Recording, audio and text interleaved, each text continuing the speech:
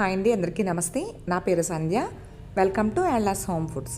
కూరకారం తయారు చేయడానికి మనం ఎలాంటి మిరపకాయలు తీసుకున్నామో, అలాగే వాటిని ఏ విధంగా క్లీన్ చేసామో పార్ట్ 1 వీడియోలో పోస్ట్ చేశాను. ఇప్పుడు ఇది పార్ట్ 2 వీడియో అండి. మిరపకాయల తొడుములన్నీ తీసిన తర్వాత ఇలా ఎండలో 4-5 రోజులు బాగా ఎండబెట్టాము. అలా ఎండితే కారం పాడకుండా సంవత్సరం అంతా నిల్వ ఉంటుంది. ఇప్పుడు కారంలో కలపడానికి మిగిలిన మసాలా దినుసుల్ని చిన్న మంట పైన దోరగా వేయించి అన్నీ కలిపి మరపట్టిస్తే కూరకారం తయారవుతుంది.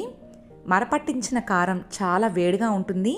వేడి మీద కారాన్ని అలా వదిలేస్తే కలర్ మారిపోయి తొందరగా పాడైపోతుంది. ఎక్కువ రోజు నిల్వ ఉండదు.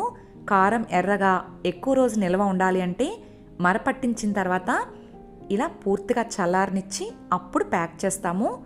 అలాంటి కారం ఎన్ని రోజులైనా పాడవకుండా ఉంటుందండి. మేము మొత్తం 25 కిలోల వరకు కూరకారాన్ని తయారు చేశాము. మీలో ఎవరైనా కారం ఆర్డర్ చేసుకోవాలి అనుకుంటే స్క్రీన్ పైన కనిపించే నెంబర్కి వాట్సాప్ చేయండి. మనం ముందుగా పోస్ట్ చేసిన వీడియో చూసి ప్రీ ఆర్డర్ చేసుకున్న కస్టమర్స్కి థ్యాంక్ యూ అండి. అన్నీ ప్యాక్ చేసేసాము. ఇక డిస్పాచ్ చేయడమే.